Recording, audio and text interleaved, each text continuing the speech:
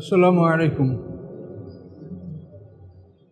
সম্মানিত সুধীমণ্ডলী, আমরা সূরা ইউসুফের ৮০ নম্বর আয়াত থেকে এখন আলোচনা শুরু করব ইনশাল্লাহ।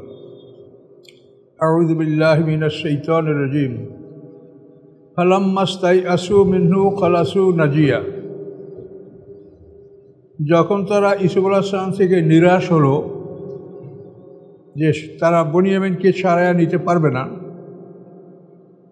খালাসু নাজিয়া, তখন তারা পৃথক হলো পরামর্শ করার জন্য যে কী করা যেতে পারে। কলা কাবিরুহুম, তাদের বড় ভাই বলল, ওই 10 ভাইয়ের বড় ভাই, তার নাম ইয়াহুদ, আলাম তা'লামু আন্না আবাকুম কদ আখাযা আলাইকুম মৌসিকাম মিনাল্লাহ। তোমাদের কি মনে নাই, তোমরা কি স্মরণ করো না যে তোমাদের পিতা তোমাদের থেকে কঠিন প্রতিশ্রুতি গ্রহণ করেছেন আল্লাহর পক্ষ থেকে, আল্লাহর নামে, মিন ক্বাবলু, ইতিপূর্বে, অমিন ক্বাবলু মা ফাররাতুম ফি ইউসুফা, এবং ইতিপূর্বে ইউসুফ আলাইহিস সালামের ব্যাপারে তোমরা সীমা লঙ্ঘন করেছো, বাড়াবাড়ি করেছো। কাজেই ফালান আবরাহাল আরদা, আমি মিশরের জমিন ত্যাগ করব না, হাত্তা ইয়াজান আলী আবি, যতক্ষণ না আমার পিতা আমাকে অনুমতি দান করেন, আও ইয়াহকুম আল্লাহু লি, অথবা আল্লাহ আমার জন্য কোনো আদেশ দান করেন। ওহুয়া খায়রুল হাকিমিন, তিনি সমস্ত বিচারকদের উত্তম বিচারক। এরা বিনিয়ামিনকে মুক্ত করে নেওয়ার জন্য বহু চেষ্টা করেছে যে আমাদের একজনকে গোলাম করে রাখেন। তারপরে এরা ইউসুফ আলাইহিস সালামের সামনে শক্তি প্রয়োগ করেও বিনিয়ামিনকে নিয়ে যাওয়ার চেষ্টা করেছিলেন, কিন্তু শক্তি প্রয়োগ করে তারা বিফল হয়েছে। ইউসুফ আলাইহিস সালাম ধাক্কা দিয়ে তাদেরকে পার নিচে ফেলে দিয়েছিলেন যে তোমরা কি মনে করেছো। কোনোভাবেই যখন বিনিয়ামিনকে নেয়ার কোনো সুব্যবস্থা তারা করতে পারলো না, তখন তারা এই কথা বলল। তাদের বড় ভাই বলল, ফালাম্মাস্তাইআসু মিনহু, যখন তারা সবাই নিরাশ হলো ইউসুফ আলাইহিস সালাম থেকে, খালাসু নাজিয়া, তারা পরামর্শ করার জন্য পৃথক হলো। এবং তাদের বড়জন বলল যে তোমাদের কি স্মরণে নাই যে তোমাদের পিতা তোমাদের থেকে আল্লাহর নামে কঠিন শপথ গ্রহণ করেছেন, এবং ইতিপূর্বে তোমরা ইউসুফ আলাইহিস সালামের ব্যাপারে সীমা লঙ্ঘন করেছো। কাজে আমি এই জমিন ত্যাগ করব না আমার পিতা আমাকে আদেশ দান না করলে, অথবা আল্লাহ কোনো হুকুম না দিলে। তিনি আহকামুল হাকিমিন, সমস্ত আদেশদায়ীদের উত্তম আদেশ দানকারী। খায়রুল হাকিমিন, সমস্ত আদেশ দানকারীদের উত্তম আদেশ দানকারী।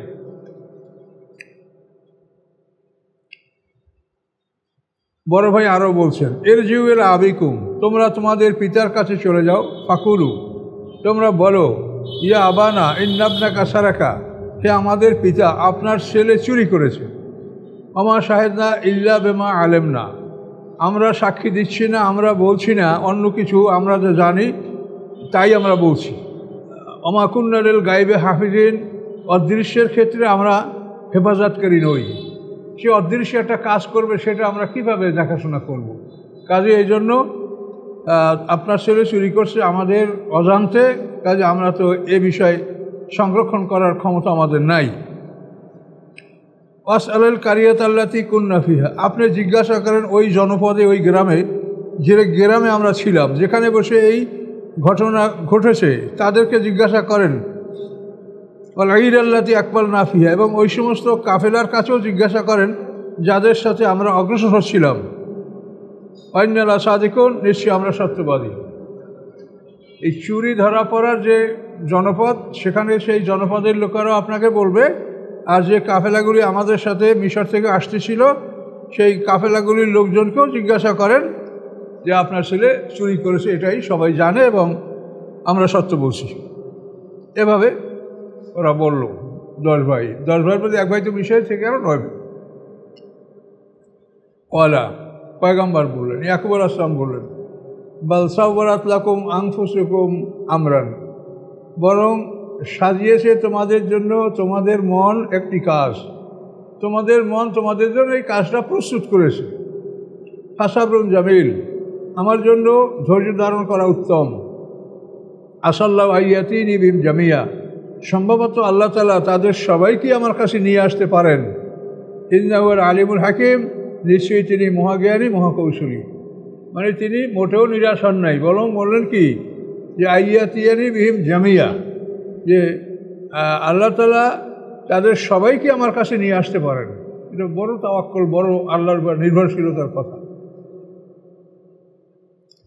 আতাওয়াল্লাহ আনহুম, এবং তাদের থেকে তিনি ফিরে থাকলেন, তিনি নিসঙ্গতা অবলম্বন করে পরিবারের সবাই থেকে তিনি আলাদা হয়ে গেলেন। অকালা ইয়া আসাফা আলা ইউসুফ, এবং বললেন হায় আফসুস, হায় দুঃখ, হায় পরিতাপ ইউসুফ আলাইহিস সালামের উপরে। আবিয়াদ্দাত আইনাহু, এবং সাদা হয়ে গিয়েছিল তার উভয় চক্ষু। বাইজুন মানে সাদা, তো আবিয়াদ্দাত আইনাহু, তার উভয় চক্ষু সাদা হয়ে গিয়েছিল মিনাল হুজনে, দুঃখে, দুশ্চিন্তায়। আহুয়া কাজিম, এবং তার মন ছিল দুঃখে পরিপূর্ণ, ভরপুর। কাজিম মানে মানে আকণ্ঠ দুঃখ বেদনা, একেবারে গলা পর্যন্ত দুঃখ বেদনায় ভরা ছিল তার মনটা। কালু, তখন পরিবারের লোকজন বলল, তাল্লাহে, আল্লাহর কসম, বিল্লাহে, তাল্লাহে এই কসমের জন্য ব্যবহার হয়, আল্লাহর কসম, তাফতাউ তাজকুর ইউসুফা, তুমি যদি এভাবে সর্বদা ইউসুফ আলাইহিস সালামকে স্মরণ করতে থাকো, তাফতাউ তাজকুরু মানে সর্বদা যদি তুমি স্মরণ করতে থাকো ইউসুফ আলাইহিস সালামকে, হাত্তা তাকুনা হারাদান, ফলে তুমি হয়ে যাবে ধ্বংস মানে ক্ষতিগ্রস্ত, অথবা তুমি হবে হালেকিন, ধ্বংসপ্রাপ্তদের অন্তর্ভুক্ত। এ কারণে তুমি শারীরিকভাবে মারাত্মক ক্ষতিগ্রস্ত হবে, অথবা তুমি একেবারেই মৃত্যুবরণ করবে। এইভাবে করতে করতে এটা পরিবারের লোকেরা বলল। ইয়াকুব আলাইহিস সালাম বলেন, কলা ইন্নামা আশকু বাসি হুজনি ইলাল্লাহ, নিশ্চয়ই আমি অভিযোগ করছি আমার বিক্ষিপ্ততার, বাচ্চি মানে আমার মেলোমেলো অবস্থায়, যেটা আমি কোনো গুছাতে পারছি না। নিশ্চয়ই আমি অভিযোগ করছি আল্লাহর কাছে আমার বিক্ষিপ্ততার, হুজনি এবং আমার দুঃখের, ইলাল্লাহে আল্লাহর প্রতি, ও আ'লামু মিনাল্লাহি মা লা তা'লামুন, এবং আমি আল্লাহতে এমন কিছু জানি যা তোমরা জানো না। এটা ইয়াকুব আলাইহিস সালাম বললেন। এরপরে ইয়া বুনাইয়া, হে সন্তানেরা, এযহাবু, তোমরা যাও, আবার যাও, মিশরে যাও, ফাতাহাসসাসু মিন ইউসুফা, তোমরা ইউসুফ আলাইহিস সালামকে খোঁজ করো। তাহাসসাসু মানে তোমরা ইউসুফ আলাইহিস সালামকে খোঁজ করো, ও আখি, এবং তার ভাইকেও অনুসন্ধান করো, খোঁজ করো। ওয়ালা তাইয়াসু মির রাহিল্লাহ, এবং নিরাশ হবে না তোমরা আল্লাহর দয়া হতে। রাউ মানে এখানে দয়া, অনুগ্রহ, কল্যাণ। তোমরা আল্লাহর রহমত থেকে নিরাশ হবে না। তোমরা যাও, ইউসুফ আলাইহিস সালামকে খোঁজ করো এবং তার ভাইকেও খোঁজ করো। ইন্নাহু লা ইয়াসু মির রাহিল্লাহ, নিশ্চয়ই নিরাশ হয় না আল্লাহর রহমত হতে, ইল্লাল কওমুল কাফিরুন, কাফের সম্প্রদায় ছাড়া কেউ আল্লাহর রহমত থেকে নিরাশ হয় না। সবসময় তারা আশা করে যে আমরা সুফল পাবো, আল্লাহর দয়া পাবো, রহমত পাবো, এবং তারা পেয়েও থাকে। এখন আবার ইউসুফ আলাইহিস সালামের ভাইদেরকে তার পিতা বলল যে তোমরা আবার যাও মিশরে, তৃতীয়বার এই যাত্রা। তো এই তৃতীয়বার আসার সময় ইয়াকুব আলাইহিস সালাম একটা চিঠি লিখেছিলেন। সেই চিঠিটা উনি লিখেছেন প্রথমে সালাম, আসসালামু আলাইকুম মানিত্তাবাল হুদা, হেদায়েতের অনুসরণকারী যারা, তাদের উপর শান্তি বর্ষিত হোক। মিশরের রাজা, বহুদিন আগে আমার একটা সন্তান হারিয়ে গেছে, সেই সন্তানের জন্য কাঁদতে কাঁদতে আমার চোখ দুটো অন্ধ হয়ে গেছে। এরপরে আমার আরেকটা সন্তানকে আপনি চুরির দায়ে দোষী সাব্যস্ত করে তাকে বন্দি করলেন, অথচ আমরা পয়গম্বরের বংশ, আমার পিতা ইসহাক আলাইহিস সালাম, ইসহাক আলাইহিস পিতা ইব্রাহিম আলাইহিস সালাম, এটা নবী বংশ, এই বংশে কোনো চোর থাকতে পারে না, এই বংশে চোর জন্মগ্রহণ করে না। তাহলে আপনি আমার ছেলেকে মানে চুরির দোষে দোষী সাব্যস্ত করে তাকে বন্দি করে রেখেছেন, আপনি অনুগ্রহ করে আমার এই সন্তানটাকে আপনি ছেড়ে দেন, আমার সন্তান চোর হতে পারে না, সে চোর না। এভাবে উনি চিঠিটা লিখলেন আর বললেন যে তোমরা যাও, এবং টাকা পয়সা পরিপূর্ণ দিতে পারেন নাই, মোটামুটি যা ছিল টাকা পয়সা এগুলো দিয়েই পাঠালেন যে তোমরা আবার মিশরে যাও, বাদশাকে বুঝিয়ে বলো, চিঠি দাও, এবং তার কাছ থেকে পুরো রেশন যাতে তোমরা পেতে পারো সেভাবে তোমরা তার সাথে আলাপ করো। এখন এবার তৃতীয়বারে ওরা মিশরে ঢুকলো। ফালাম্মা দেখালো আলাইহি, অতঃপর যখন প্রবেশ করলো তারা ইউসুফ আলাইহিস সালামের দরবারে, কলু, তখন তারা বলল, ইউসুফ আলাইহিস সালামের ভাইরা বলল, ইয়া আইয়ুহাল আজিজু, হে ক্ষমতাবান, মানে মিশরের প্রধানমন্ত্রীকে আজিজে মিসর বলা হতো। আর যে রাজা তাকে বলা হতো মালেক মিসর। হে ক্ষমতাবান, মাসানা ও আহালানা দুর্র, স্পর্শ করেছে আমাদেরকে এবং আমাদের পরিবার পরিজনকে দুর্র মানে অভাব অভিযোগ। যে নাবে বেদাতেন মুজাতেন, এবং নিয়েছি আমরা কতগুলি দ্রব্যমূল্য যেগুলি মুজাতেন মানে ত্রুটিপূর্ণ, মানে এই টাকাগুলো খুব ভালো মানের না। আর আগের তো এই প্রতীক মুদ্রা ছিল না, এগুলো ওই রূপা কয়েন ছিল, এই জন্য কতগুলি কয়েন ভালো মানের আর কতগুলো কয়েন ছিল একটু নিম্নমানের, যেগুলো খোটা মানে নিম্নমানের দ্রব্যমূল্য।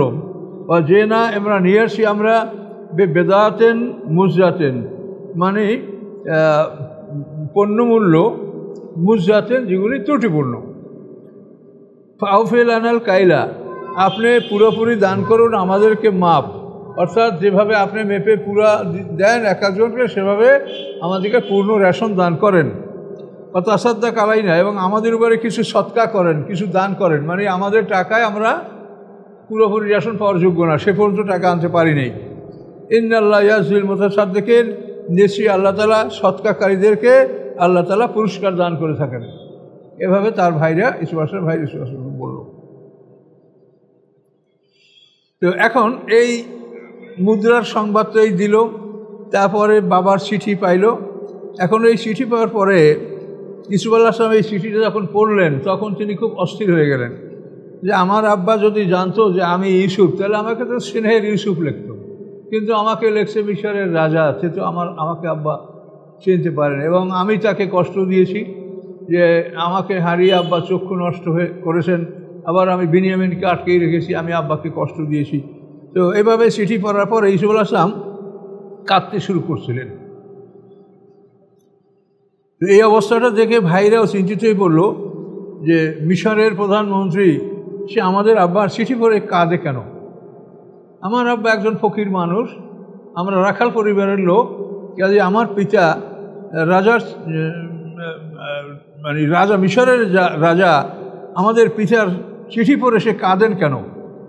ওদের মনে একটা সন্দেহ সৃষ্টি হলো। তো ইউসুফ আলাইহিস সালাম এই অবস্থার পরে তাদেরকে বললেন, কলা হাল আলিম তুম্মা ফায়াল তুম্বি ইউসুফা, তোমরা কি স্মরণ করতে পারো, তোমাদের কি মনে আছে মা ফায়াল তুম্বি ইউসুফা, তোমরা কি করেছিলে ইউসুফ আলাইহিস সালামের সাথে ও আখিহে এবং তার ভাইয়ের সাথে, এ জানতুম জাহেলুন, যখন তোমরা জাহেল ছিলে। এ কথা ইউসুফ আলাইহিস সালাম ভাইদেরকে জিজ্ঞাসা করলেন। হাল আলিম তোমরা কি স্মরণ করতে পারো, তোমরা কি জানো কি করেছিলে তোমরা ইউসুফ আলাইহিস সালামের সাথে ও আখিহে এবং তার ভাইয়ের সাথে, এ জানতুম জাহেলুন, যখন তোমরা জাহেল ছিলে, নির্বোধ ছিলে। এই কথা বলার পরে ওরা ঘাবড়ে গেল যে ইউসুফ আলাইহিস সালামের সাথে আমরা কি করেছি এটা আমরা জানি, আল্লাহ জানে, আর ইউসুফ আলাইহিস সালাম জানে। পৃথিবীতে এই তিনের বাইরে চাইরে এটা জানে না, আমরা, ইউসুফ আলাইহিস সালাম আর আল্লাহ। তো তখনই ওদের মনের সন্দেহ সৃষ্টি হলো। কলু, তখন বলল, আইন্না, আমানি কি, আইন্না কা, আপনি কি, লান্তা, অবশ্যই আপনি, ইউসুফ, নিশ্চয়ই আপনি অবশ্যই কি ইউসুফ। কলা, ইউসুফ আলাইহিস সালাম বললেন, আনা ইউসুফ, আমি ইউসুফ আলাইহিস সালাম, হাজা আখি, এবং এ আমার ভাই বিনিয়ামিন, কদ মান্নাল্লাহু আলাইনা, আল্লাহ আমাদের উপরে ইহসান করেছেন। ইন্নাহু, নিশ্চয়ই, এই জমিরের শান মানে কথাটা জোরালোভাবে বোঝাবার জন্য এই হুর কোনো অর্থ হয় না। ইন্নাহু মাইয়াত্তাকে ইয়াসবির, নিশ্চয়ই যে আল্লাহকে ভয় করে এবং ধৈর্য ধারণ করে। আন্নাল্লাহ লা ইউযিউ আজরাল মুহসিনিন, নিশ্চয়ই আল্লাহ তাআলা সৎকর্মশীলদের কর্ম নষ্ট করেন না। ইউসুফ আলাইহিস সালাম এইভাবে ভাইদের কাছে তার পরিচয় পেশ করলেন। দীর্ঘ 40 বছর পর এই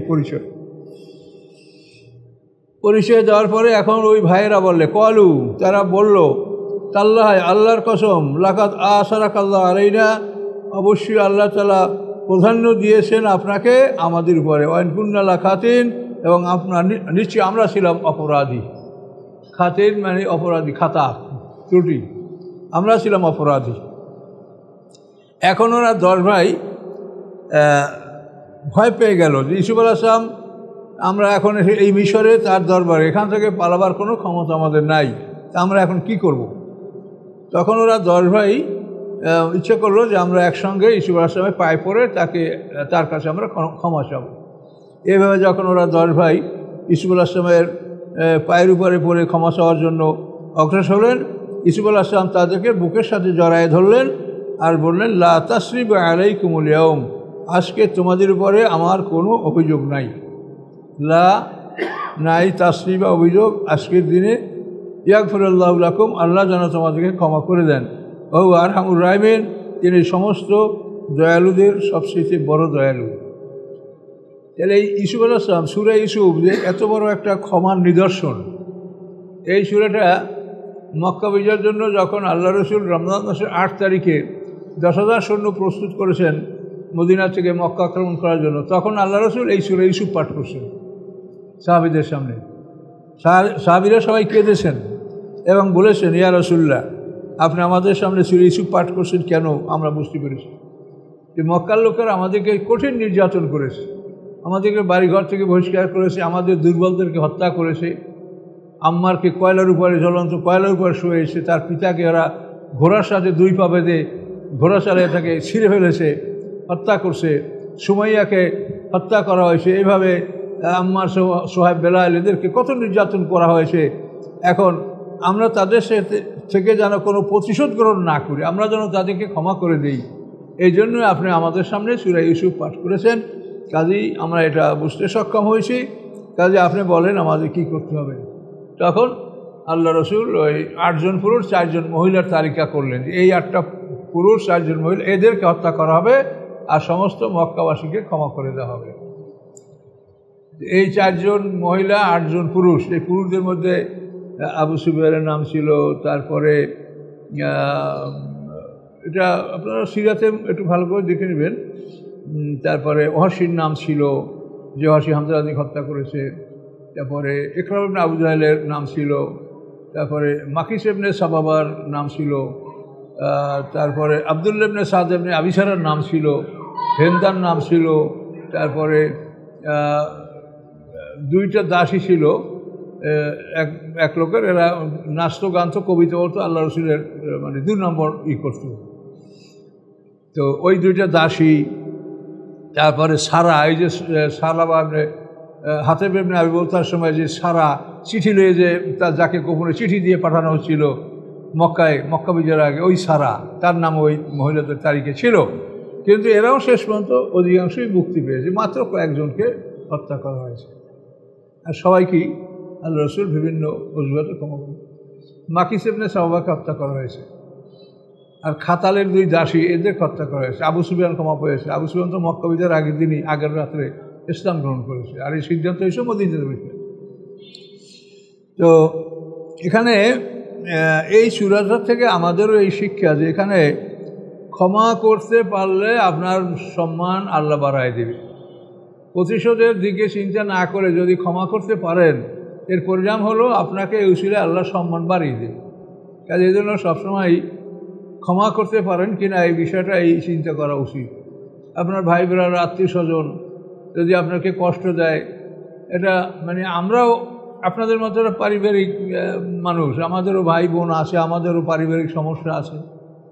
যখন আমি মনে করি যে আমার কোনো ভাইয়ের বিরুদ্ধে অভিযোগ করা দরকার বা বিচার চাওয়া দরকার, তখন মনে বলে যে আমি যখন বিচার চাইতে যাব আমার ভাইয়ের বিরুদ্ধে, তখন তো লোকেরা বলবে যে তুমিও ভাই আর ও তোমারই তো ভাই, তাহলে তুমি কত ভালো মানুষ, তার দরকার নাই, বিশ্বাস করার দরকার নাই। আল্লাহ জানতে খেজার দান করেন, ধৈর্য ধারণ করেন, আল্লাহ আপনার ইজ্জত বাড়ায় দেবেন। কাজে এই সমস্ত কেসাগুলি কোরআনে শুধু কাহিনী শোনার জন্য নয়, এর থেকে আপনারা উপদেশ গ্রহণ করবেন যে আমরা আমাদের জীবনটা কীভাবে করব, কীভাবে মানুষকে ক্ষমা করা যায়। ক্ষমা করাটাই আপনার মহৎ গুণ। কিন্তু শাস্তির বিধান রাখা হয়েছে, যদি সেই শাস্তির বিধান না রাখা হয় তো অন্যায়কারীরা অন্যায় করেই যাবে। কাজে শাস্তির বিধান রাখা হয়েছে, তারা শাস্তিকে ভয় পাবে, এবার ক্ষমা পেলে তারা মনে খুশি হবে।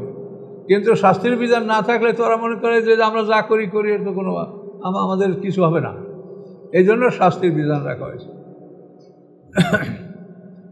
ওয়ান আকাবতুম ফাআকিবু বিমিসলিমা উকিবতুম বিহি, আল্লাহ বলেন তোমরা যদি কাউকে শাস্তি দাও তাহলে তাদেরকে ওইরূপ শাস্তি দাও যেরূপ শাস্তি তোমাদেরকে দেওয়া হয়েছে। এটা পরিষ্কার করে নেন। ওয়ান আকাবতুম, যদি তোমরা কাউকে শাস্তি দাও, ফাআকিবু বিমিসলিমা উকিবতুম বিহি, তোমরা তাদেরকে ওই পরিমাণ শাস্তি দাও যে পরিমাণ শাস্তি তোমাদেরকে দেওয়া হয়েছে। তাহলে শাস্তির ক্ষেত্রেও এই বিষয়টা লক্ষ্য রাখতে হবে এবং যুদ্ধ বিগ্রহের ক্ষেত্রেও এই বিধানটা লক্ষ্য রাখতে হবে যে তোমাকে কি পরিমাণ আক্রমণ করেছি তুমি সেই পরিমাণ আক্রমণ করো। তো ইসুফ আলাইহিস সালামের ভাইদের সাথে পরিচয়, ভাইদের ক্ষমা করে দেওয়া, এখানে অনেক কথা আছে, সেগুলি আমরা না বললেও হয়, ক্ষমা করে দিয়েছে এইটাই এক কথা।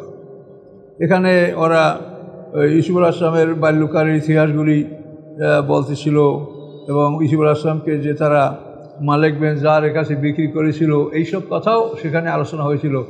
তখন ইসুফ আলাইহিস সালাম এক পর্যায়ে তাদের উপরে খেপে গিয়েছিলেন যে তাদের 25 দিন মারবেন বা হত্যা ইত্যাদি, কিন্তু পরে আবার ইসুফ আলাইহিস সালাম তাদেরকে ক্ষমাই করে দিয়েছে।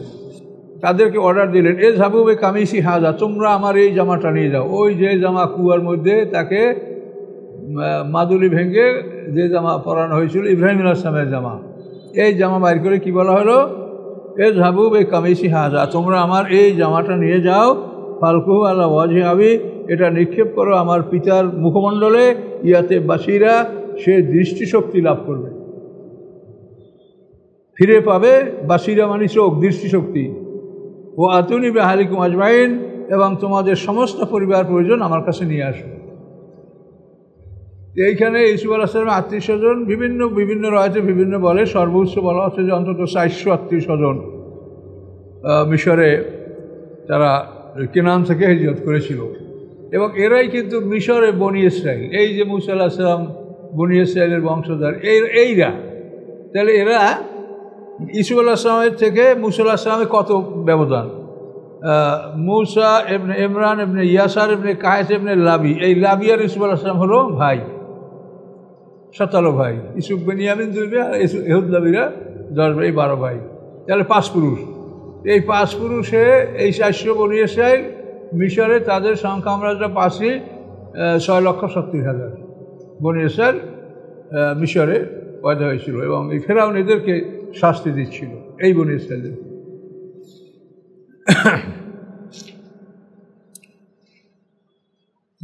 এখন আসেন সামনে, এ যাবু বে কামিসি হাজা, তোমরা আমার এই কুর্তা জামাটা নিয়ে যাও, ফালকুওয়ালা ওয়াজে আবি, এটা আমার বাবার মুখমণ্ডলে রাখো, ইয়াতে বাসিরা সেই দৃষ্টি শক্তি লাভ করবে, এবং তোমরা তোমাদের পরিবার পরিজন সব আমার কাছে নিয়ে আসো। এবং ইসুফ আলাইহিস সালাম তাদের জন্য বাহন পাঠাইছিলেন, সওয়ারি পাঠাই দিয়েছিলেন, এটা বলা হয় তাফসীর, অন্তত 400 বাহন তাদেরকে নিয়ে আসার জন্য। এখন এই ইয়াহুজ বড় ভাই এই জামাটা নিয়ে ছুটলেন। 8 দিনের পথ তিনি অতি অল্প সময়ের মধ্যেই মিশর থেকে কেনানে পৌঁছলেন। রুটি খাওয়ার সময়ও উনি নেন নাই, এইভাবে খুব দ্রুত মিশর থেকে কেনানে পৌঁছে গেলেন। তো এখন অলাম্মা ফাসালাতের এই রূপ, অথবা যখন পৃথক হলো এই কাফেলা, মানে মিশর থেকে যখন এই কাফেলা পৃথক হলো, কলা আবুহুম, তখন তাদের পিতা কেনানে বসে বলল, ইন্নী আজিদু রিহা ইউসুফা, নিশ্চয়ই আমি পাচ্ছি ইসুফ আলাইহিস সালামের গন্ধ, আমি ইসুফ আলাইহিস সালামের গন্ধ পাচ্ছি। লাউলা আন তুবান্নিদুন, যদি না তোমরা আমাকে একেবারে নির্বোধ বৃদ্ধা বলো, যে বোকা বৃদ্ধ কী বলে আবলতা বলো। মানে এই জামার এই ঘ্রাণ পাওয়ার কারণ হলো এটা জান্নাতের পোশাক। এইটা ইব্রাহিম আলাইহিস সালামকে যখন নমরুদ আগুনে নিক্ষেপ করেছিল, তখন জান্নাত থেকে এই পোশাক নিয়ে আল্লাহ তাআলা ফেরেশতা পাঠাইছিলেন, সেই পোশাক, এটা জান্নাতি পোশাক। এই জন্য এই পোশাক ইব্রাহিম আলাইহিস সালাম, ইসহাক আলাইহিস সালাম, ইউসুফ আলাইহিস সালাম, এই পোশাক এখনও পৃথিবীতে আছে। বনী ইসরাইলদের সিন্ধুকে, ওই যে সূরা বাকারা আপনার সিন্ধুকের খবর পড়েছে, ওখানে ওই সিন্ধুকে এই জামা এখনও আছে। অলাম্মা ফাসালাতের ইরো, যখন পৃথক হলো উসরাহুরিরা, উটের সওয়ারিরা, কাফেলারা, কলা আবুহুম, তখন তাদের পিতা বললেন, ইন্নীলা আজিদু রিহা ইউসুফা, নিশ্চয়ই আমি ইউসুফ আলাইহিস সালামের ঘ্রাণ পাচ্ছি। লাউলা আন তুবান্নিদুন, যদি না তোমরা আমাকে একেবারে পাগল বৃদ্ধ বলো, নির্বোধ বৃদ্ধ বলো। বলু, তখন তারা বলল, পরিবারের লোকেরা বললে, তাল্লাহে, আল্লাহর কসম, ইন্নাকা লাফি দালালিকাল কাদিম, নিশ্চয়ই তুমি তোমার মানে প্রাচীন ভুলের মধ্যে আছো, তুমি প্রাচীন ভ্রষ্টতার মধ্যে আছো, তুমি পূর্বের ভুলের মধ্যে এখনও আছো, তুমি ইসুফের স্বপ্ন দেখছো এখনও। পরিবারের লোকেরা বলল। ফালাম্মান জাল বাশিরু, অতবার যখন আসলো সুসংবাদদাতা, বাশিরা নাজিরা, যখন আসলো সুসংবাদদাতা ওই জামানিয়া ইয়াহুজ, আলকাউআলা ওয়াজহি, জামাটা নিক্ষেপ করলো তার মুখমণ্ডলে, ফারতাদ্দা বাসিরা, অতবার সে দৃষ্টি সম্পন্ন হয়ে গেল, সে লাভ করলো দৃষ্টি। কলা, ইয়াকুব আলাইহিস সালাম বললেন, আলামাকুল্লাকুম, আমি কি তোমাদেরকে বলি নাই, ইন্নী আ'লামু মিনাল্লাহি মা লা তা'লামুন, নিশ্চয়ই আমি আল্লাহতে এমন কিছু জানি যা তোমরা জানো না, আমি বলি নাই। কলু ইয়া আবানা, তখন ওই ভাইয়েরা বলল, কলু ইয়া আবানা, তারা বলল, হে আমাদের পিতা, ইস্তাগফির লানা, আমাদের জন্য আপনি ক্ষমা প্রার্থনা করুন, যুনুবানা, আমাদের পাপের, ইন্না কুন্না খাতিন, নিশ্চয়ই আমরা ছিলাম অপরাধী পাপী। কলা সাউফা আস্তাগফিরু লাকুম, তিনি বললেন, অচিরেই আমি তোমাদের দোয়া করব। দোয়াটা উনি সাথে সাথে করেন নাই, সময় নিয়ে হয়তো শেষ সাথে দোয়া করবেন, অথবা ইসুফ আলাইহিস সালামের সাথে আলাপ করার পরে দোয়া করবেন। এই জন্য বলেন যে আমি দোয়া তোমাদের করব। রব্বি, আমার রবের নিকট, ইন্নাহু হুয়াল গফুরুর রহিম, এবং নিশ্চয়ই তিনি সেই আল্লাহ যিনি ক্ষমাশীল দয়াময়, তিনি সেই আল্লাহ যিনি ক্ষমাশীল দয়াময়, আমি তার কাছে তোমার জন্য ক্ষমা প্রার্থনা করব। এখন দেখেন, এখান থেকে আপনারা পারিবারিক জ্ঞান নেবেন।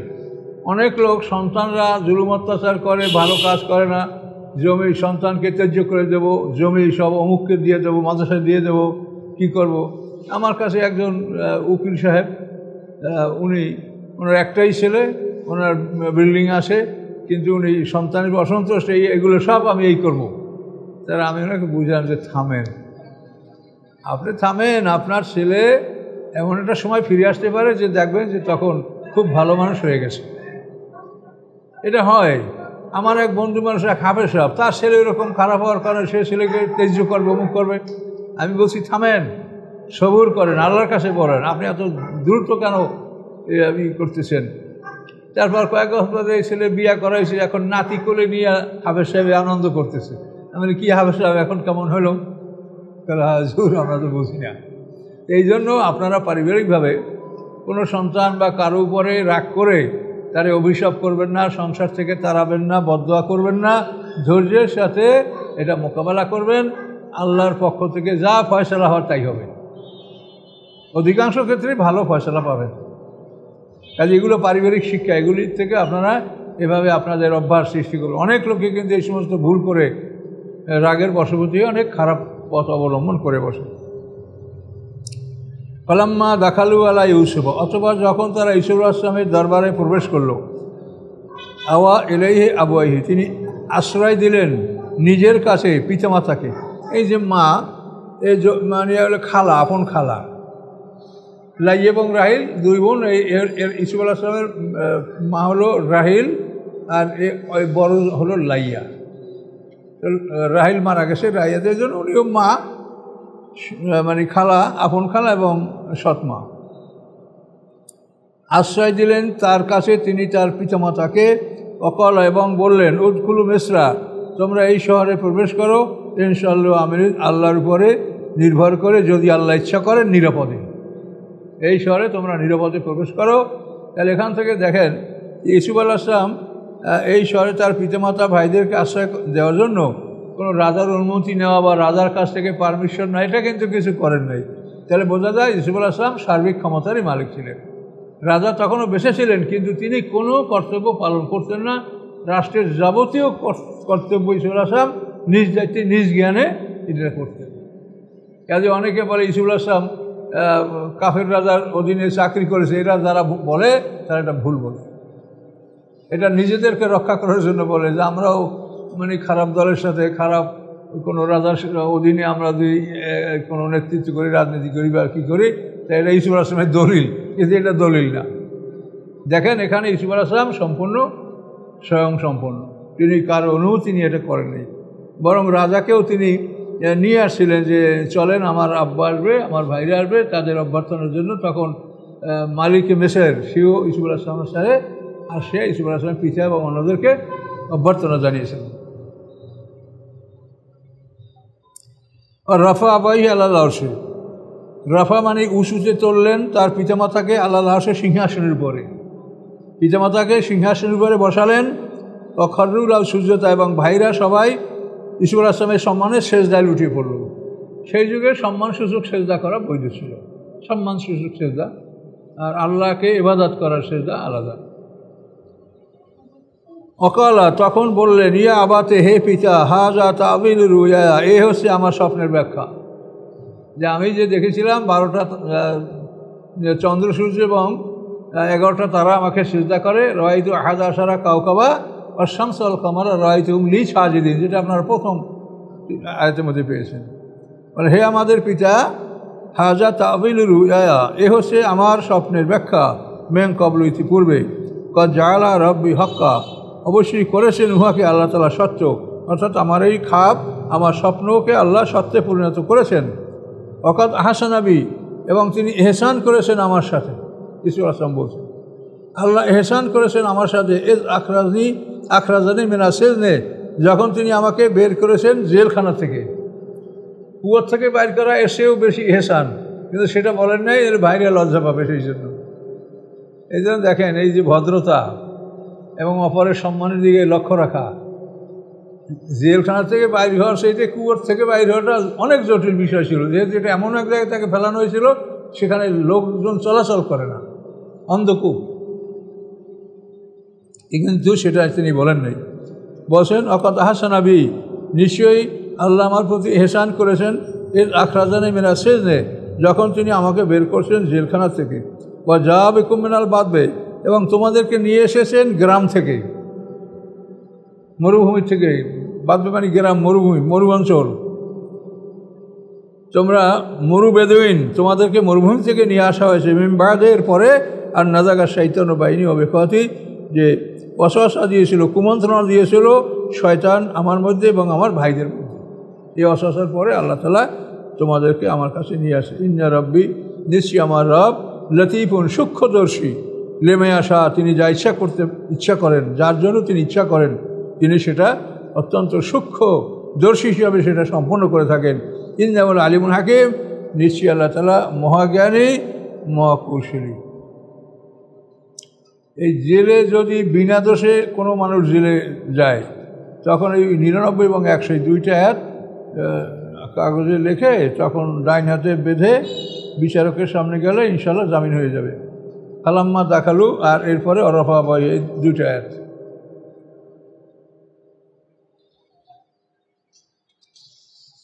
কোরআন হচ্ছে শেফা, মানুষের সব দিক কোরআন উপকার করে। 99-100 দুইটা আয়াত। রব্বে কদ আতাইতানি মিনাল মুলক, ইউসুফ আলাইহিস সালাম আল্লাহর শুকরিয়া আদায় করছেন। রব্বে, আমার রব, কদ অবশ্যই, আতাইতানি মিনাল মুলকি, দিয়েছেন আপনি আমাকে সাম্রাজ্য, রাজত্ব।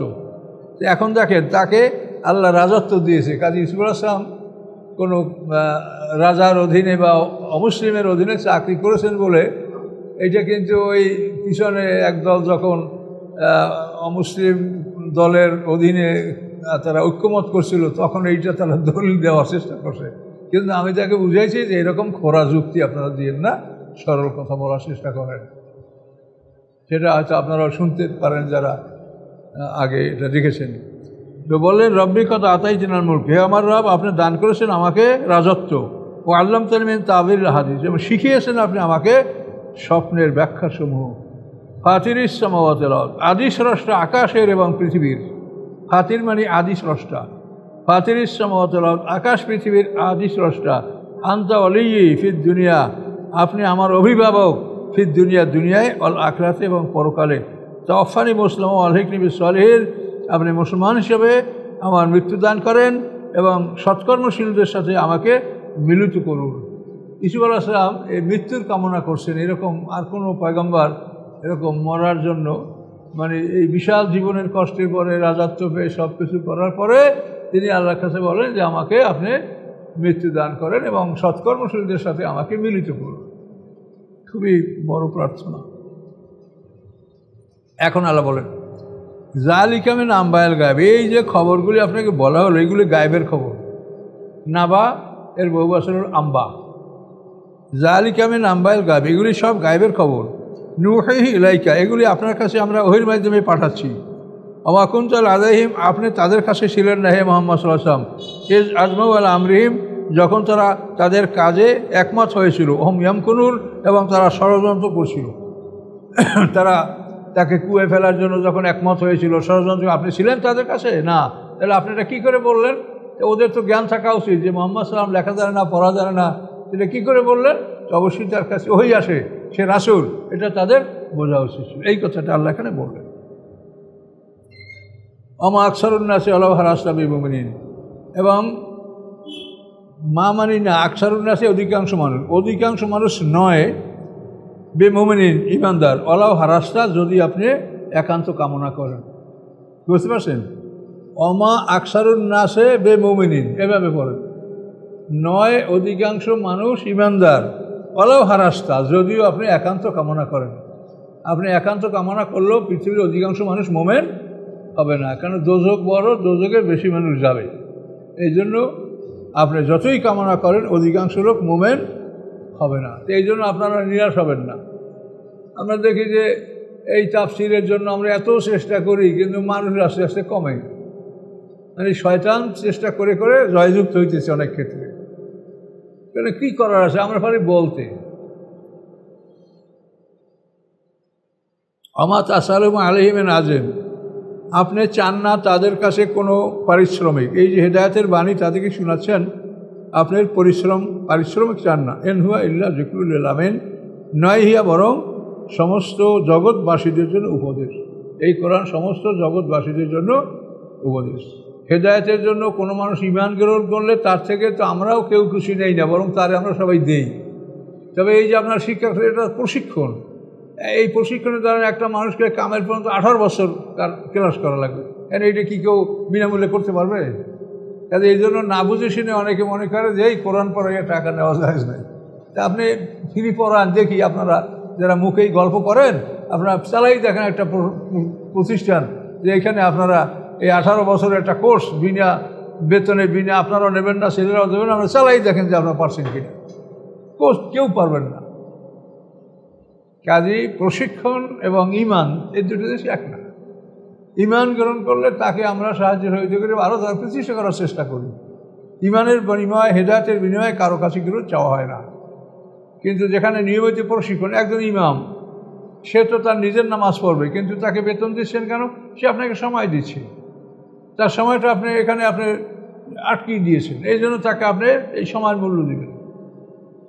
এগুলো বুঝতে হবে। এই এক শ্রেণীর কিন্তু গোমরা মানুষ আছে। তাহলে 2 রূপ হয়ে গেল। এখন বাকি যেটা আছে সেখানে অনেক কথা আছে, তাহলে আর থাক নাকি?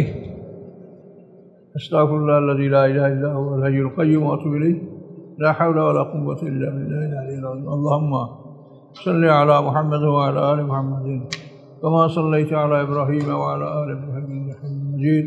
اللهم بارك على محمد وعلى آل محمد كما باركت على إبراهيم وعلى آل إبراهيم. اللهم آمين. ربنا آتنا في الدنيا حسنة وفي الآخرة حسنة وقنا عذاب النار. ربنا لا تزغ قلوبنا بعد إذ هديتنا وهب لنا من لدنك رحمة إنك أنت الوهاب. سبحان ربك رب العزة عما يصفون وسلام على المرسلين.